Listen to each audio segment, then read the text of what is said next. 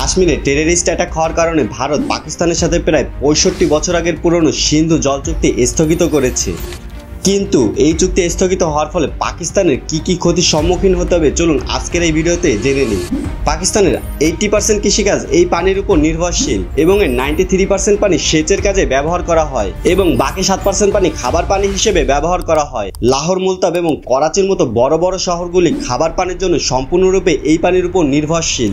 এই পানির উপর ভিত্তি করে পাকিস্তান দুটি বাঁধ নির্মাণ করেছে, তারবেলা এবং মংলা, এবং এই বাঁধগুলো থেকে পাকিস্তানের জন্য বিদ্যুৎ উৎপাদন করা হয়, যা দেশের মোট উৎপাদিত বিদ্যুতের প্রায় 16%। পাকিস্তানের মোট জিডিপির প্রায় 25% বেশি এই পানির উপর নির্ভরশীল। যদি এই পানি প্রবাহ বন্ধ হয়ে যায় তবে পাকিস্তানের জিডিপি ভয়াবহভাবে ক্ষতিগ্রস্ত হবে।